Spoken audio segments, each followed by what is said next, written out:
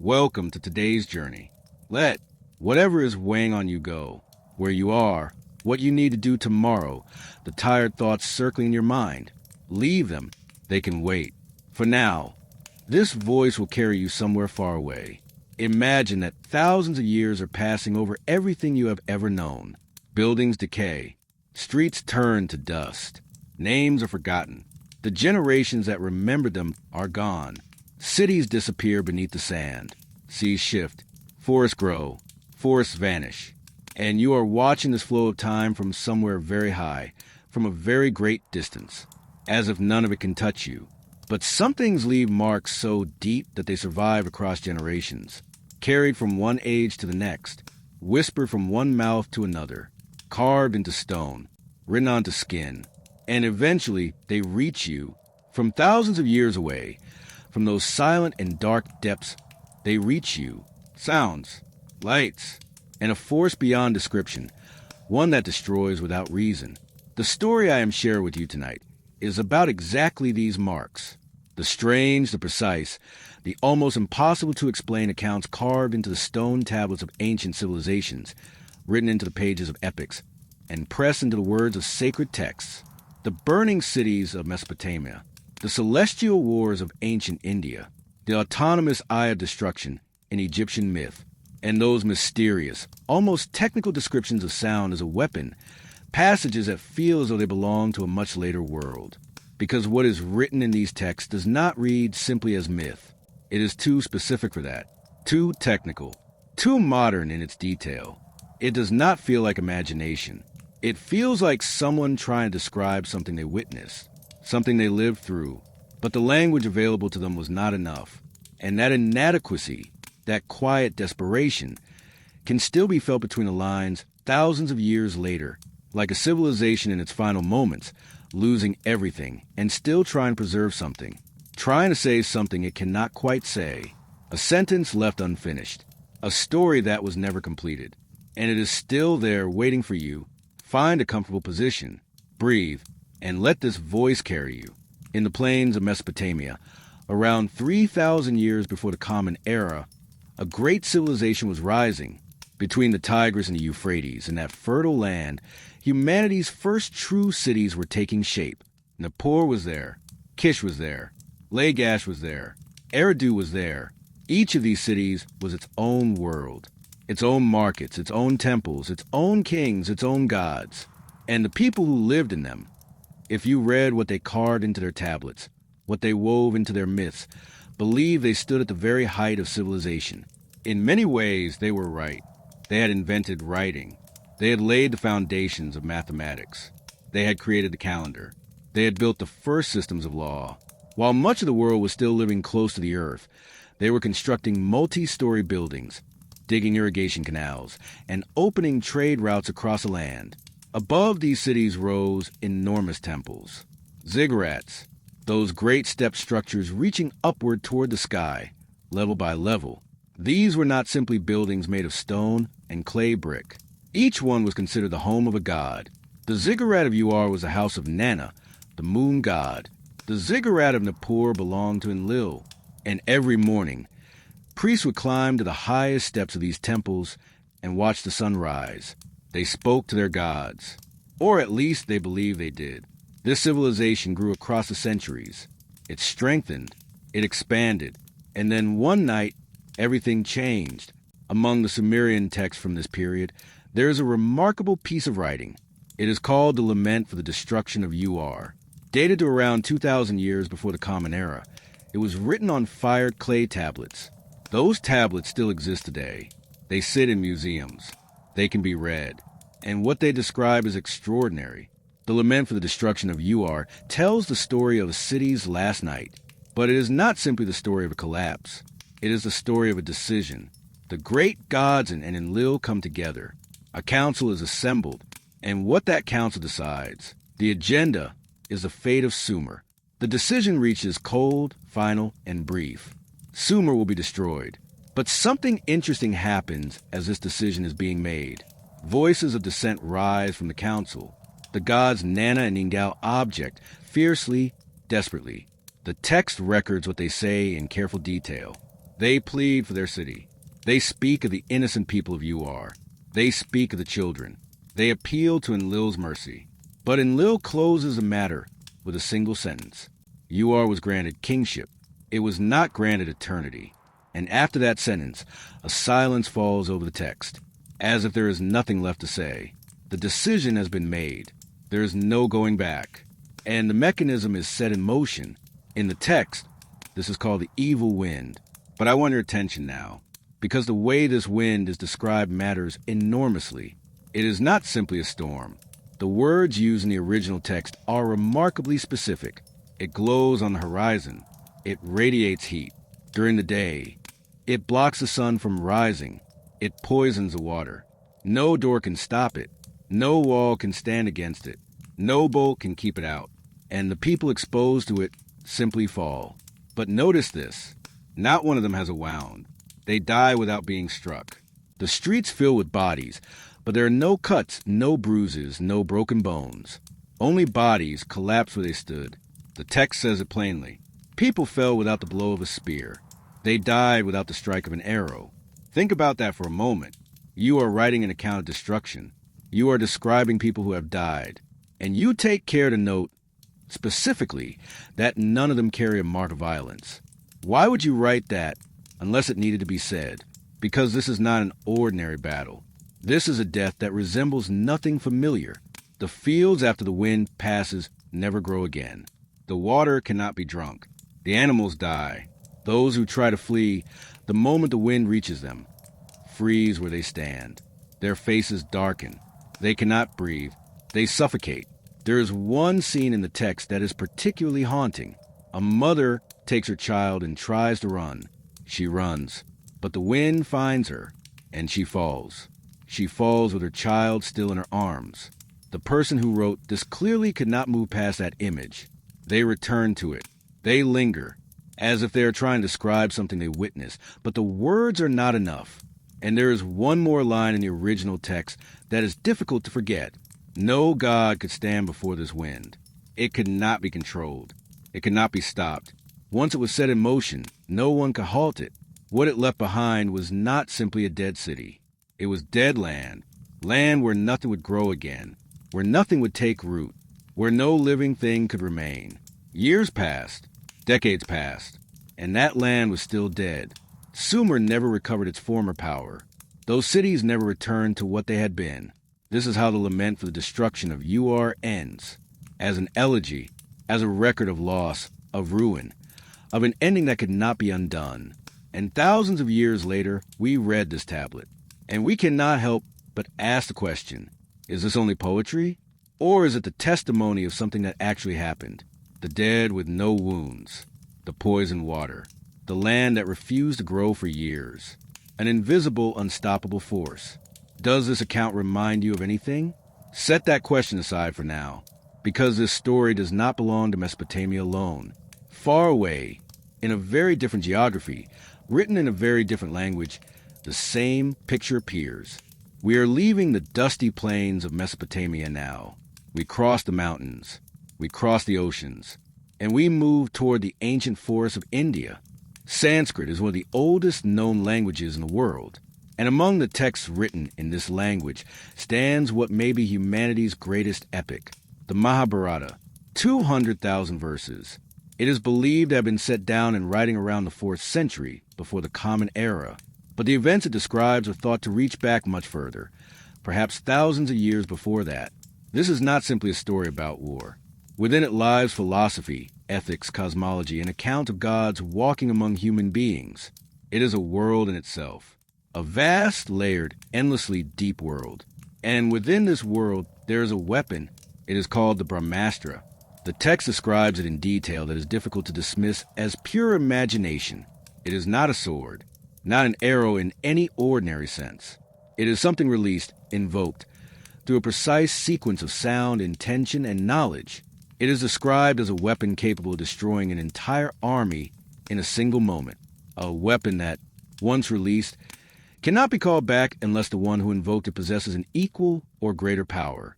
The skies change when it is used. The text describes a column of fire rising upward, intense, Unbearable heat spreading in every direction, the earth trembling, water boiling, animals fleeing in terror before it is even released, as if they sense what is coming. And the people it strikes, like the dead in the lament of U.R., carry no wounds. They simply fall. The text goes further. It describes the aftermath. The land with Brahmastra is unleashed falls silent. Nothing grows. Rain does not come. Children are born bearing the marks of what happened for generations afterward. The text uses a word for this, a contamination, a lingering damage passed down to the living.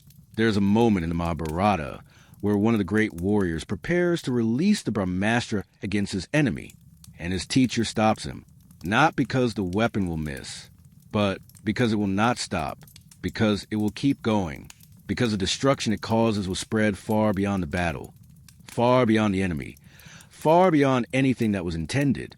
The teacher says, plainly, that some weapons must never be used, not because they do not work, but because they work too completely. Think about what kind of mind writes that. Think about what kind of experience produces that warning. This is not the caution of someone imagining a dangerous thing. This reads like the caution of someone who has seen what happens when it is used. The Mahabharata is not a single, simple document. It was built across centuries, layer upon layer, story within story. But the descriptions of these weapons appear consistently, across different sections, written at different times, in the same specific, technical, unsettling detail. And the Brahmastra is not the only one.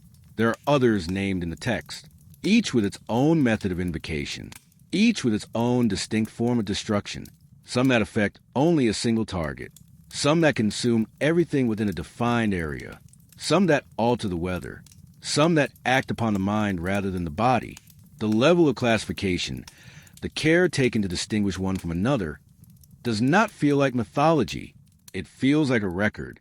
We are still in the forests of ancient India, but we are not finished here yet. Come to the battlefield of Kurukshetra. In this war, it is not only human beings who are present.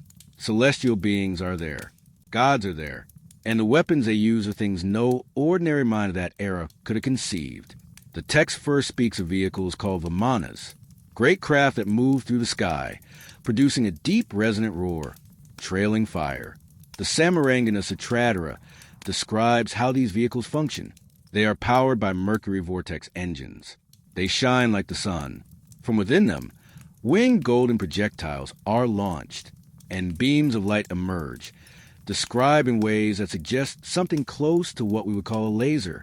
Stop for a moment. Read those words again. Mercury vortex engine, a beam of directed light, winged golden projectiles. These sentences were written before the Common Era. We know this technology did not exist then. So where does this detail come from? Set that question aside and continue. Because the vehicles are not the most interesting part. What is launched from within them is. And at the head of these weapons stands the Brahmastra, said to have been designed by Brahma, the creator god. This weapon is described in the epic with extraordinary precision. A single projectile charged with the full force of the universe. It does not miss. No physical shield can stop it.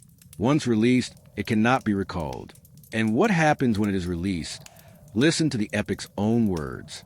A column rose with the brightness of 1,000 suns. The sky darkened. The wind began to scream. And unborn children died within their mother's wombs. Stop there. Read that last line again. Unborn children dying inside the womb. Why is that detail in this text? Why was it written down specifically? What is the person recording a war account trying to convey by including that? The description continues. As if 10,000 suns had risen at once, it says, a vast mass of fire consumed everything. The sky did not brighten. It became a blinding, unbearable luminescence. Birds flying overhead were instantly scorched and fell from the sky. And for those who survived, their nails fell away. Wounds opened across their skin. Their hair fell out. Food and water became poisonous. And in the area where it detonated, not a single blade of grass grew for 12 years. 12 years. Think about that. The land rendered completely sterile. Nothing able to grow. Now look at this list of effects together. A blinding flash at the moment of detonation. Instant burning. survivors losing their nails and hair, skin lesions, contaminated water and food, long-term sterilization of the soil, and the death of unborn children in the womb. These symptoms are familiar to us now because they are the classic symptoms of radiation poisoning. These are the accounts given by survivors of Hiroshima and Nagasaki. These are the experiences of people living near nuclear test sites. But we only came to understand these things after 1945. This text was written before the Common Era. There's a still more powerful version of the Brahmastra. It is called the Brahmashurastra. In the epic, it is described as a weapon of cosmic destruction, a level beyond what has already been described. If the Brahmastra is comparable to an atomic bomb, this weapon reaches somewhere further still. And only 4 people in the entire epic possess knowledge of it: Drona, Ashvatthama, Arjuna, and Karna. And do you know how this weapon is activated? Not with a physical trigger, through meditation, through an extreme depth of mental focus, through the syllables of the Gayatri mantra recited in reverse. There is a strange contradiction embedded here. The secrets of these weapons are accessible only to those who have reached the highest levels of spiritual development, an enlightened soul, a person who has conquered the self. And what does this person want to do with that enlightenment? Use a weapon of cosmic destruction. Sit with that contradiction. The Pashupatastra, the personal weapon of Shiva, the god of destruction, belongs to an entirely different category.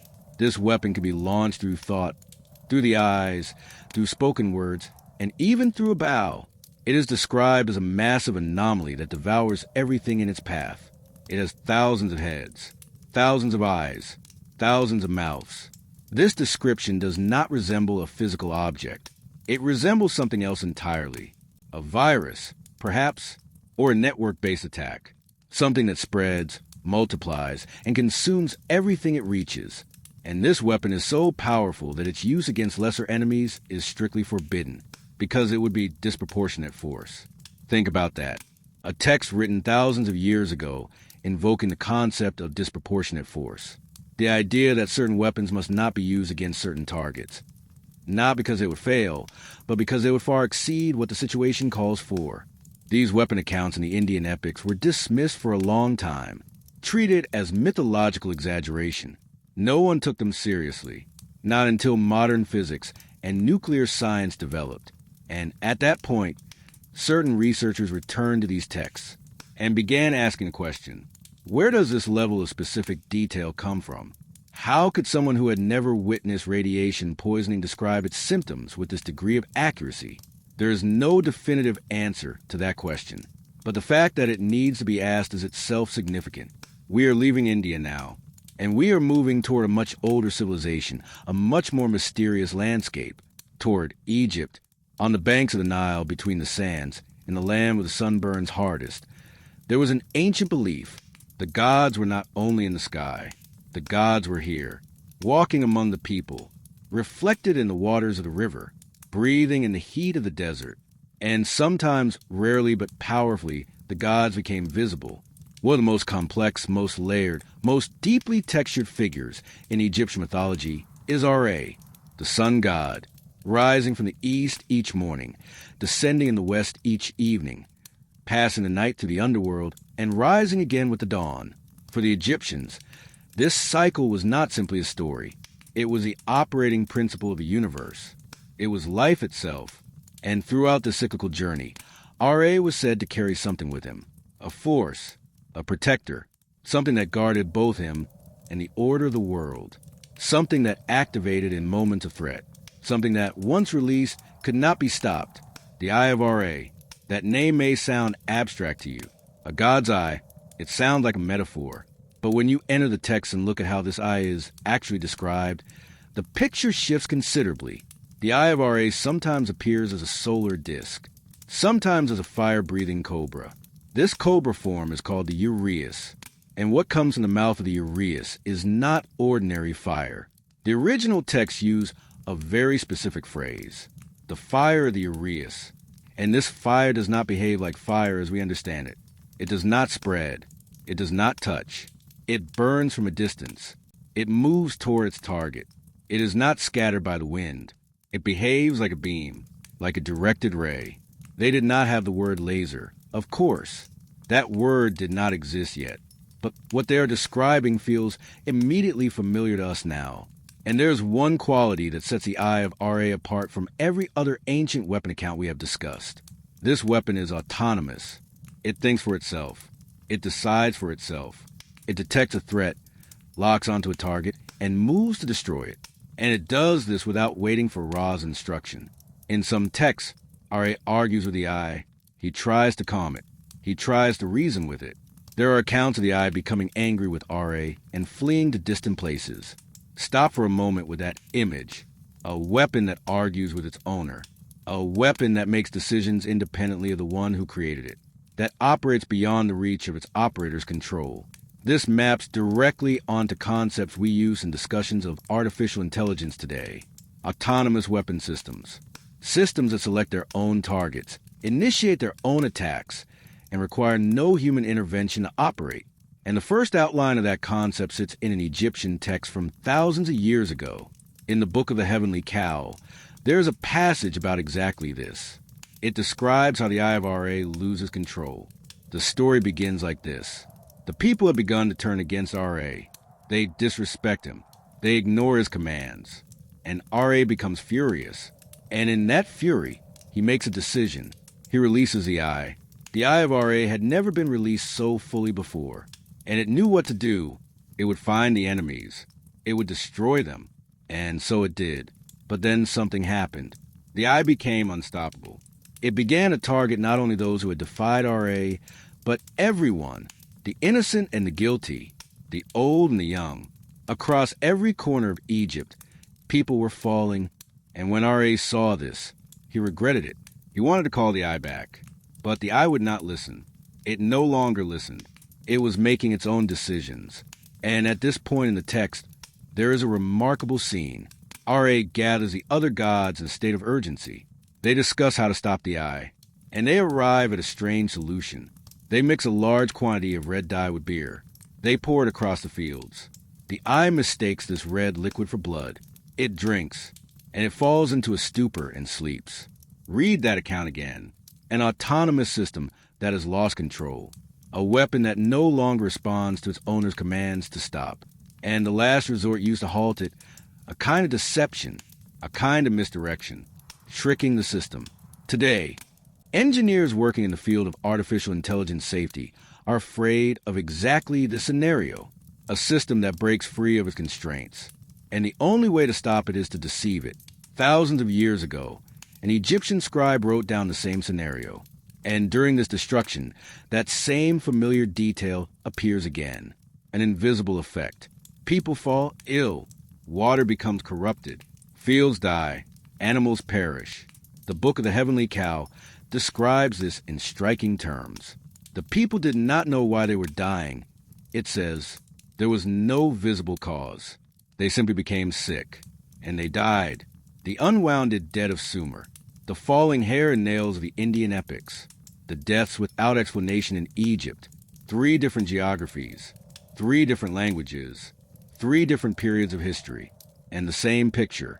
As if 3 separate witnesses are describing the same event, without knowledge of one another, without speaking each other's languages, but telling the same story. That could be coincidence, but it would be a very large coincidence. We are leaving the sands of Egypt now, and we are moving into a very different landscape, a different language, a different tradition. But this time, what we are about to explore may feel closer to you, because this time we are inside the sacred texts. On the steep, rocky terrain of the Arabian Peninsula, across those vast deserts ruled by sand and wind, very ancient peoples once lived. They were strong. They were deeply rooted. They had built their own languages, their own traditions, their own architecture. They carved cities into rock. They constructed water systems in the middle of the desert, and they believed they would outlast every civilization that had come before them. But they did not. In the sacred texts, the ends of these peoples are described with striking clarity. And what draws the attention is not only the destruction itself, but how the destruction arrives. Consider the people of the mud. In the verse describing their end, a very specific word is used. Sayha, translated as a terrible sound or a cry. or shriek, and this sound destroys them. The verse says, they were awaiting nothing but a single cry that would seize them while they were still disputing among themselves. We sent upon them a single sayha, a terrible sound, and they became like the scattered fragments gathered by a builder of fences.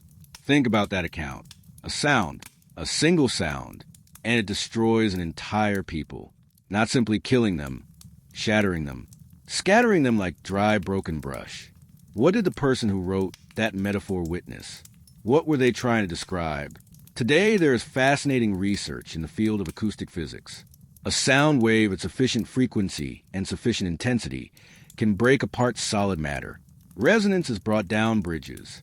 Certain frequencies cause internal organ damage in the human body, and a high-intensity shock wave, such as a blast wave from an explosion, can do exactly what this verse describes. It can hurl a person. It can break them apart, scatter them like dry brush. And where does this sound come from? From the sky, from above, downward. This account does not appear only in the story of the mud.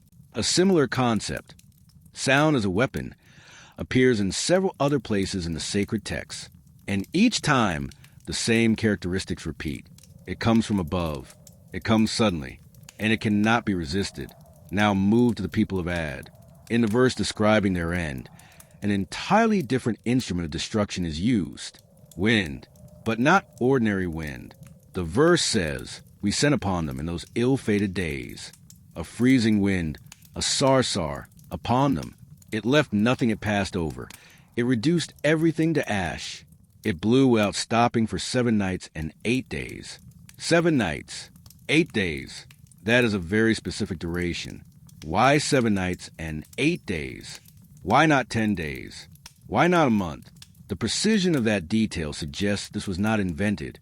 It was remembered. It was passed down. And the characteristics of this wind carry striking similarities to the evil wind of the Sumerian laments. It destroys everything in its path. It cannot be stopped. And it leaves behind barren, dead land. Now come to the people of Lot. Their destruction appears in both the Quran and the Torah. And in both texts, the account is remarkably specific. The Torah describes sulfur and fire raining down from the sky. The Quran describes stones of baked clay, stones falling from above, sulfur and fire raining from the sky. It is very easy to read this as pure metaphor, but a study published in Scientific Reports in 2021 gave this account an entirely different dimension. In Jordan, north of what is today the Dead Sea, there is an ancient settlement called Tal el-Hammam. Archaeologists working there encountered extraordinary findings. In soil layers dating to around 1,650 years before the Common Era, there were deeply unusual traces, evidence that temperatures in the region rose above 2,000 degrees Celsius within an extremely short period of time. The outer surfaces of pottery fragments found at the site had completely vitrified, melted, and resolidified. An ordinary fire cannot do that. An ordinary volcanic event cannot do that. Only 2 things can reach that temperature: a nuclear detonation or a meteor airburst, and other traces found in the soil layers made the picture clear.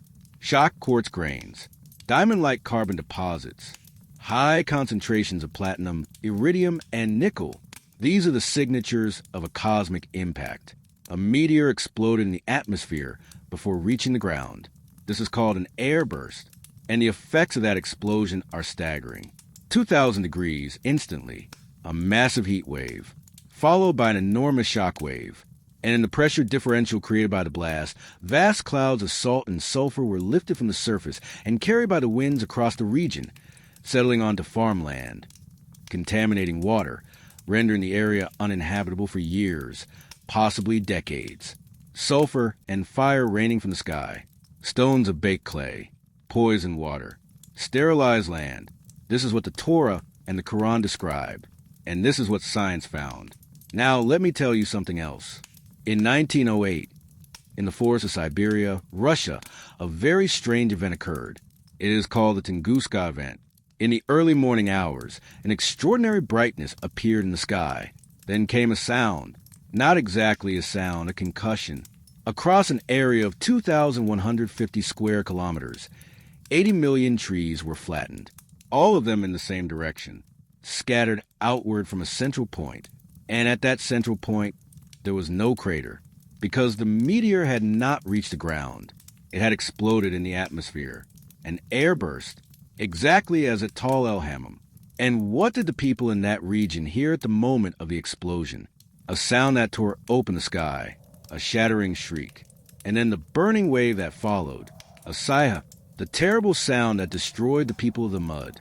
People living hundreds of kilometers from Tunguska were thrown from where they stood. Windows shattered. Some were lifted into the air by the shock wave, and 80 million trees were scattered like dry, broken brush.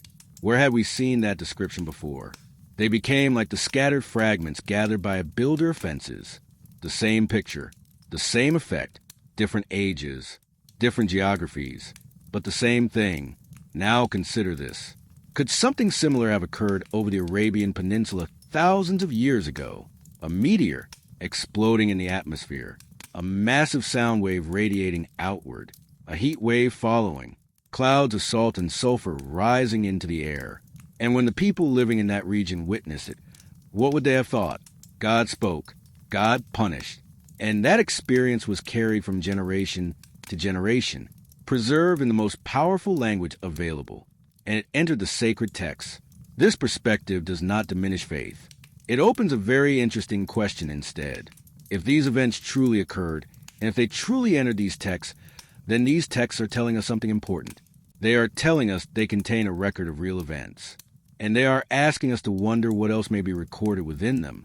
We are leaving the warmth of the sacred text now, and moving towards somewhere much colder, much more remote, much more mysterious. To the north, to the mist-covered hills of Scotland, on the foggy hillsides of Scotland, just beneath the clouds, on those high slopes where the wind never settles, there are very ancient fortresses, built thousands of years ago. They still stand today. But there is one quality that sets these structures apart from other ancient ruins. Their walls are vitrified. The stones have melted, flowed, and resolidified. And for that vitrification to occur, the stone would have needed to reach at least 1,200 degrees Celsius. This is called vitrification. And these fortresses occupied scientists, historians, and researchers for centuries, because reaching that temperature seemed impossible with the technology available at the time. An ordinary fortress fire cannot get that hot. Ordinary flames cannot melt stone and make it flow. So what can? When no answer could be found, stories began. These were called the fortresses set alight by the gods. It was said that a fire coming from the sky had melted the stone. Some researchers saw in this the traces of an ancient weapon, the reach of the Brahmastra from the Indian epics, extending all the way to Europe, and these stories lived on for centuries. Eventually, researchers found a real explanation. These fortresses were built using a very specific technique. Large wooden beams were incorporated into the stone walls, both as binding material and as structural support. When these fortresses were set on fire by an enemy, that enormous mass of timber ignited. Trapped inside the stone walls and given sufficient oxygen, the fire reached extraordinary temperatures, and that heat melted the stone and turned it to glass. Not divine. Physics. Simple but powerful physics. But think about what the people who witnessed those fortresses burning must have seen. In the middle of the night, flames rising above the hilltops, stone melting, unbearable heat radiating outward, and by morning, the walls gleaming like glass. For those people, this was the work of the gods, something that could not be explained any other way. And that explanation lived on for generations. We are leaving the misty hills of Scotland now, and we are moving towards somewhere far warmer, far more remote, far more mysterious. To Africa, to the vast desert expanses of Libya. This place is called the Great Sand Sea, one of the most isolated, most unreachable corners of Sahara. And in the middle of this desert, there is something very strange. Scattered across hundreds of square kilometers, yellow-green pieces of glass. Everywhere, between the grains of sand, at the base of rocks, across the slopes of dunes. Yellow-green transparent, smooth glass. It is called Libyan desert glass, and it is 99% pure silica, nearly perfect in its purity. And this glass is not only in the desert. It was found in the tomb of Pharaoh Tutankhamun.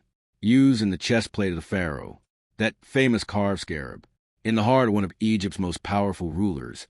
In that magnificent tomb, a decorative stone crafted from this mysterious desert glass. Who gave this glass to Tutankhamun's craftsmen? Where did they find it? Why did they consider it so precious? The answers to these questions lead somewhere very interesting. In 1945, in the desert of New Mexico, the first atomic bomb in history was tested. The test is called Trinity, and at the point of detonation, something strange occurred. The desert sand melted under the heat and resolidified, forming a thin layer of greenish glass. It is called trinitite, and this glass looks almost physically identical to Libyan desert glass. The same color, the same texture, the same transparency. When the similarity was noticed, it generated enormous excitement. Some researchers proposed that Libyan desert glass was evidence of a prehistoric nuclear detonation, that thousands of years ago, a nuclear explosion had occurred in this desert, and its traces were still there. But then more careful analysis was conducted, and the picture became clearer. The radioactive isotope profiles do not match. The chemical signature left by an atomic bomb and the chemical signature of Libyan desert glass do not align, but they do align with something else. A meteor, a massive meteor that exploded above the Sahara approximately 29 million years ago. The heat generated by that explosion melted the sand, and that molten sand resolidified, forming that yellow-green glass. 29 million years ago, before even the dinosaurs had disappeared from the earth, and the trace of that explosion is still there, between the grains of sand and on the chest of a pharaoh. Think about that. One of Egypt's most powerful rulers carried on his chest a remnant of a meteor that exploded in the sky 29 million years ago. Was he aware of this? Of course not, but he felt that this stone had come from something very ancient, very powerful, very beyond the ordinary. And that feeling was not wrong. It had simply never been fully understood. We are leaving the sands of Libya now, and we are beginning to gather together everything we have learned on this journey. Because behind all of these accounts, all of these texts, all of these scientific findings, there is a much larger picture. And to see that picture, we need to step back a little. We have passed through many different accounts together. The Sumerian tablets, the Indian epics, the Egyptian texts, the sacred books. And in each one we found the same traces. Deaths without wounds, poison water, land that would not grow, destruction arriving from the sky. It is possible to read each of these accounts separately, to read each one as a product of its own culture, its own time. But I want to show you something different now. I want to show you that all of these accounts converge on the same period. And that convergence raises very interesting questions. Around 2,200 years before the Common Era, what kind of world was it then? In Mesopotamia, the Akkadian Empire was at its peak. Egypt was in the final stages of the Old Kingdom. In India, the Indus Valley civilization was at the height of its development. In Anatolia, the first city-states had formed. In China, the first dynasties were taking shape. At that point in history, the world was perhaps more alive, more connected than it had ever been before. And then something happened. Researchers studying this period noticed something deeply unusual. Civilizations across the entire world were collapsing at almost exactly the same time. The Akkadian Empire fell. The Egyptian Old Kingdom fell. The Indus Valley civilization went into decline. Settlements in Anatolia were abandoned, and all of these collapses shared a common trace: drought, a devastating, prolonged drought that stretched across generations. Researchers gave this period a very specific name: the 4.2 kiloyear event, an event that occurred approximately 4,200 years ago. And it was not simply a drought. It was a global climate anomaly. Rainfall patterns shifted across the world. Monsoon routes lost their way. Rivers receded. Lakes shrank. And this change lasted for centuries. Mesopotamia was among the regions most severely affected. And consider what had been happening there in the period leading up to it. For centuries, flawed irrigation methods had been in use. The waters of the Tigris and Euphrates were drawn onto the fields. As those waters evaporated, the minerals and salt they carried were left behind in the soil. And this process moved very slowly, so slowly that no single generation could perceive it. How productive was your grandfather's field? Your father's field, a little less. Now you look at your own, a little less again. But the decline is so gradual that you always look for other reasons. Did the gods grow angry? Did we do something wrong? Should we offer sacrifice? And then the great drought arrived. The 4.2 kilo-year event fell upon all of these accumulated problems at once. Soil that had already begun to salt was now completely dead. Rivers that had already been shrinking were now nearly dry. A life that had already grown hard was now unbearable. And people began to leave the cities. Cities that had been lived in for thousands of years. With their great temples, their wide markets, their crowded streets, those cities slowly emptied. The streets fell silent. The markets closed. The temple priests performed their final rituals and departed. And behind them, only empty buildings remained. Empty buildings and dead land. Now set this picture beside the Sumerian laments. Remember what was written on those tablets. The fields never grew again. The waters became undrinkable. People fell without being struck. The cities emptied. The gods departed. This account, does it feel different to you now? Because the person who wrote that tablet most likely lived through this collapse firsthand. Perhaps they watched their fields die slowly. Perhaps they tasted their water growing more bitter season by season. Perhaps they watched their neighbors fall ill. And to describe it, they had only one language available to them. The language of the gods. Enlil sent the evil wind. Nana and Ningal could not protect their city. And for that person, this explanation was not wrong. It was the most accurate account they could give of what they had witnessed. But now we read that tablet, and we see what lies behind it.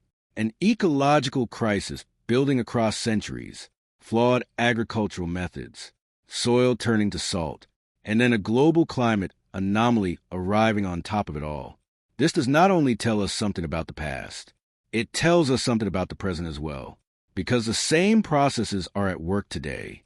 Soils are still salting, the climate is still shifting, rivers are still receding, and people still sometimes look for explanations elsewhere. But let us continue, because in this period, Mesopotamia was not struck only by drought. Around 1,600 years before the Common Era, a very different catastrophe arrived. One that shook not just Mesopotamia, but nearly the entire ancient world. In the middle of the Aegean Sea, there is a small island. Today we call it Santorini. That beautiful island beloved by travelers, famous for its whitewashed buildings, its blue-domed churches. But thousands of years ago, this island was something very different. It was much larger. A great volcano rose from its center, and at the foot of that volcano, a developed civilization was living. The Akrotiri. They had built multi-story buildings. They had established a sophisticated water system. They had decorated their walls with vivid frescoes. They traded across the sea, and they were closely connected to the Minoan civilization on nearby Crete. Then one day, everything changed. Around 1,600 years before the Common Era. The exact date is still debated, but somewhere in that period, the Santorini volcano awakened. And simply saying it awakened does not begin to describe what happened. This eruption was among the most powerful volcanic explosions in recorded human history. Energy was released far beyond anything even the largest known nuclear weapons could produce. The upper section of the volcano collapsed entirely. Seawater poured into the magma chamber, and that contact created an extraordinary steam explosion. A portion of the ash was hurled into the uppermost layers of the atmosphere, into the stratosphere itself, 40 kilometers high, and it stayed there for days, for weeks, for months, blocking the light of the sun. Now think about this.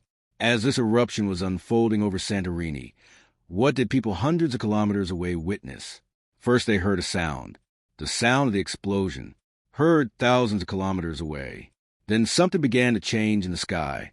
Ash spread, the sun dimmed, colors shifted. In the middle of the day, the sky turned a strange shade of orange. Then it darkened. For days, it simply darkened.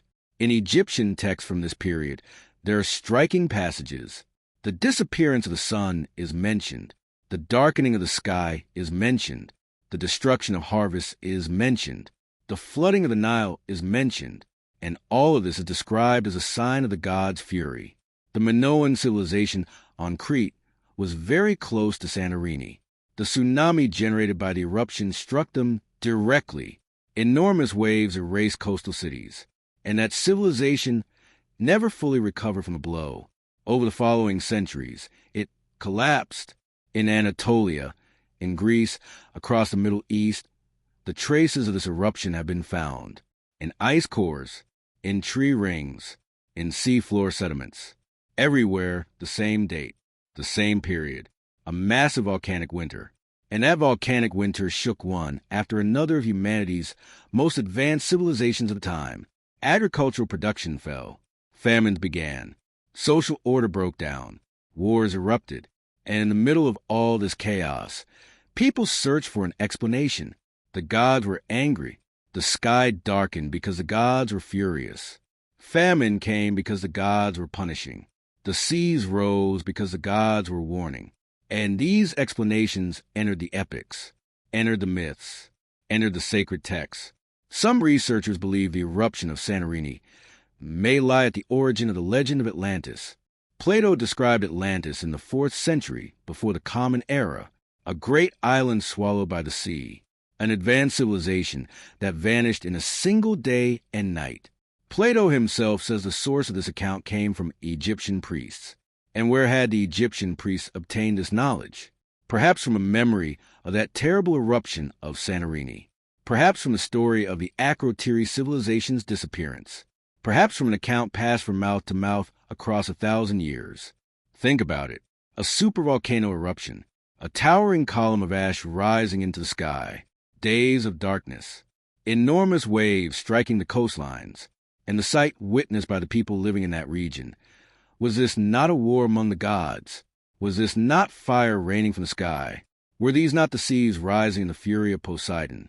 For those people, yes, without question it was all of these things.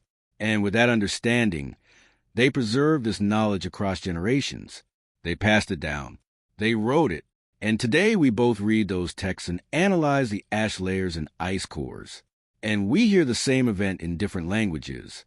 We are emerging from the ashes of Santorini now, and we are arriving at perhaps the most fascinating stop in this journey, because everything we have discussed so far has involved destruction created by nature, meteors, droughts, volcanoes. But now I want to show you something very different, the traces of destruction created by human hands. And these traces, like all the others, enter the ancient texts, but they are more mysterious, more difficult to explain, and far more modern in what they suggest. We arrive at the 1,000 years before the Common Era. The ash from Santorini had not yet fully settled. The cities of Mesopotamia were still tending the wounds left by that great drought. And while the people of the ancient world were already carrying enough weight, the sky began behaving strangely once again. But this time it was not a volcano.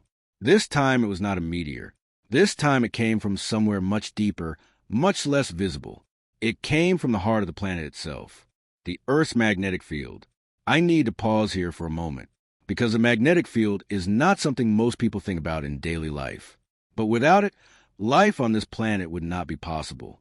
It blocks the lethal radiation streaming from the sun. It deflects harmful particles. It provides us with a shield that is invisible but absolutely essential. This magnetic field is not fixed. It changes over time. It strengthens. It weakens, and sometimes it fluctuates so intensely that its effects become perceptible on the surface of the Earth. And in 1,000 years before the Common Era, exactly this kind of fluctuation occurred across the Middle East and surrounding regions. Researchers named it the Levantine Iron Age anomaly. The Levant refers to the region encompassing what is today Israel, Jordan, Lebanon, Syria, and their surroundings. And in this region, during that period, the magnetic field experienced a very powerful disturbance. The most visible and most striking consequence of this disturbance was aurora, the northern lights. Today, if you want to witness an aurora, you travel to Norway, Iceland, the far north of Canada, because auroras normally form near the magnetic poles. Charged particles arriving from the sun filter into the atmosphere to the polar regions where the magnetic field is weakest, and there they interact with atmospheric molecules, to create that breathtaking display of light and color. But when the magnetic field fluctuates, this phenomenon can shift much further south. And during the Levantine Iron Age anomaly, the fluctuation was so intense that auroras almost certainly appeared above the skies of the Middle East. Now imagine this: a person who has never seen an aurora in their life, who has no idea what it is, who cannot even conceive that the sky is capable of behaving this way. And one night they step outside, and the sky transforms. Green waves moving through the darkness, violet ripples descending, red flames drifting overhead, as if an enormous presence is dancing across the heavens, as if the sky is speaking, as if the sky is burning, but is never consumed. What would that person feel? Fear at first, then awe, then the deep sense that something is about to change. Because if something this extraordinary is happening, it must be a sign. The gods must be appearing. The gods must be trying to say something. And that feeling is not wrong. That feeling is human. It is the feeling that kept people standing for thousands of years, that allowed them to search for meaning, to hold their ground in the face of the unknown. And that feeling entered the ancient texts. It entered the epics. Perhaps it entered the sacred books as well. In the sacred texts, there are many verses and passages describing extraordinary sights in the sky: pillars of fire, flames across the heavens, lights blazing through the night. Some of these accounts carry striking parallels with aurora phenomena. In the Old Testament, unusual visions in the sky are described in multiple places as manifestations of the divine. The extraordinary sky vision in the book of Ezekiel, for living creatures, for faces, a crystalline expanse, and fire moving upon it.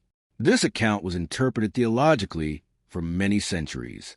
But some researchers have proposed that this vision may in fact be the testimony of an unusually intense aurora.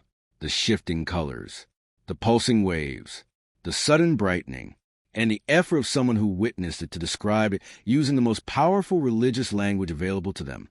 The Levantine Iron Age anomaly did not only produce auroras.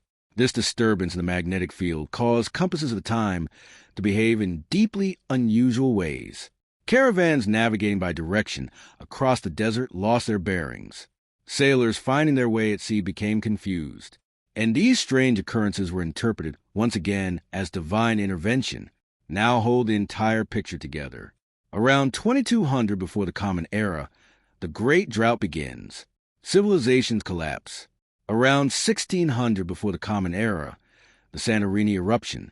The sky darkens. Tsunamis rise. Civilizations are shaken.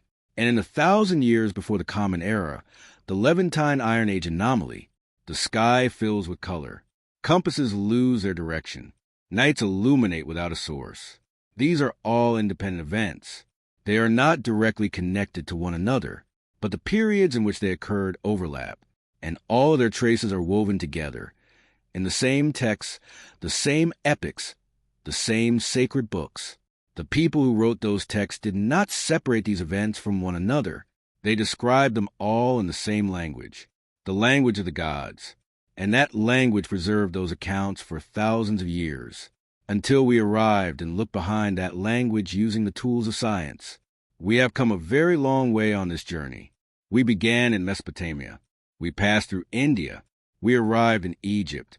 We moved through the sacred texts. We climbed to the hillsides of Scotland. We descended into the deserts of Libya. And now we are here, holding all of these pieces together. We need to ask the question, what is all of this telling us? We have passed through many different places together. We have read many different texts. We have examined many different events. And at every stop we found two things standing side by side. On one side, an ancient account, the wars of gods, celestial weapons, divine destruction. On the other side, the reality that science has uncovered, meteors, droughts, volcanoes, magnetic anomalies. And we saw how closely these two things stand to one another. But now I need to tell you something important, because at this point, it is very easy to fall into a particular trap, and avoiding that trap requires care. The fact that an ancient account overlaps with a scientific event does not mean that account is literally accurate. The evil wind in the Sumerian laments overlaps with the 4.2 kiloyear event, but that does not mean Enlil actually existed. The effects of the Brahmastra in the Indian epics resemble radiation poisoning. But that does not mean nuclear weapons were actually being used in that era. The evidence found around the Dead Sea, a meteor impact, really did occur near the Dead Sea, but that does not prove Lot was actually there. These overlaps are valuable, deeply interesting, and genuinely thought-provoking, but they need to be read carefully. So what does reading them carefully mean? Think of it this way. Thousands of years ago, a person lived through a terrifying natural event. They witnessed a meteor explosion, or they watched a prolonged drought kill the land around them, or they saw a volcanic eruption turn the sky dark, and they wanted to pass that experience on. But they did not have the scientific language we have today. The word meteor did not exist. The word radiation did not exist. The concept of a magnetic field did not exist. They only had what they knew: gods, forces, fates, and they described what they had seen using those words in the best way they could, and that account was passed down across generations. Each generation added a little of its own interpretation, a little of its own culture's coloring, and eventually it reached us, both as an echo of that original experience and as a cultural inheritance shaped by thousands of years of accumulated meaning. Separating these two things from one another is very difficult, sometimes impossible, but the effort of trying to make that distinction is deeply worthwhile, because it requires taking both myth and science seriously. Seeing myth as pure nonsense is wrong, because within myth there may be a fragment of something real. But reading every myth as literal fact is also wrong, because then we lose the ability to see the reality beneath it. Now, let me show you the most beautiful example of this balance. In the Quran, in a verse concerning the people of Lot, there is a striking phrase. We have indeed left from it a clear sign for those who use reason. Those who use reason. There is something very deep inside that phrase. A catastrophe occurred, and the trace it left is still there. But seeing that trace requires thought. It requires investigation.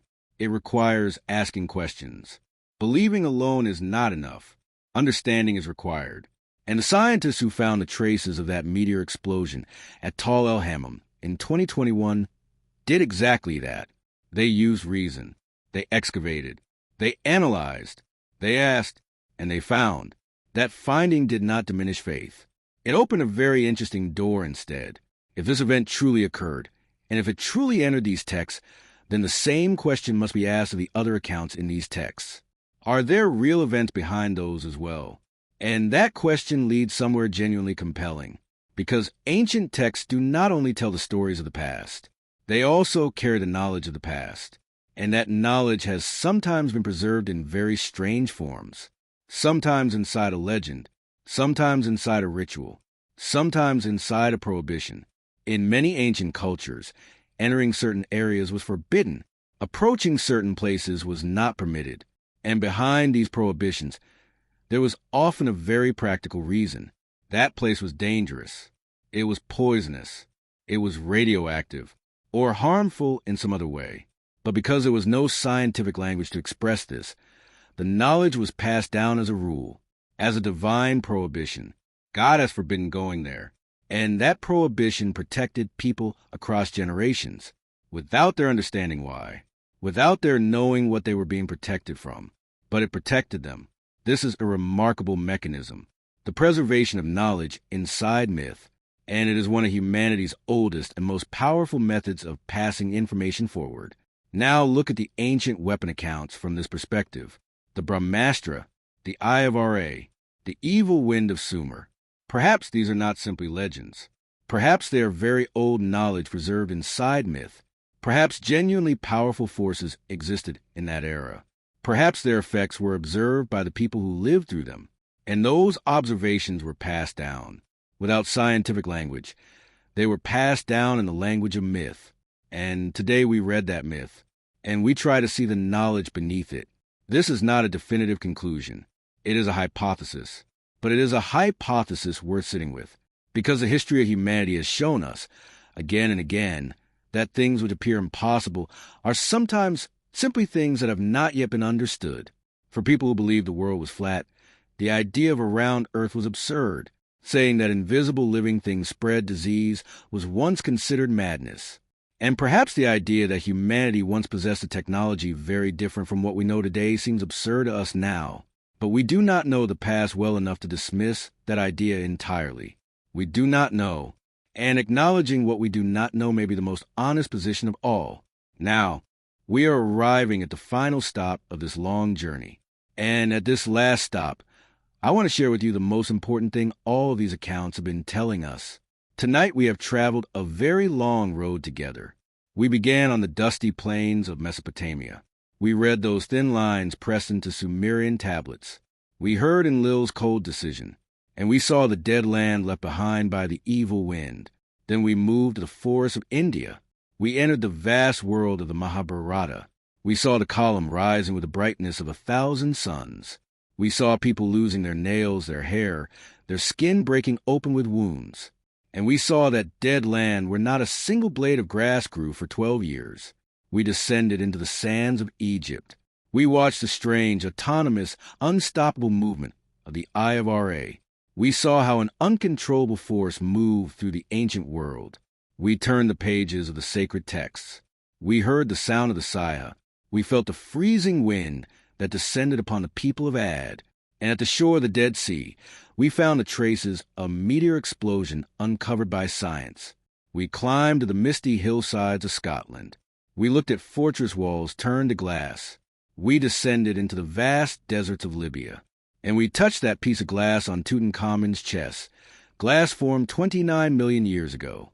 We followed the global traces of the 4.2 kiloyear event.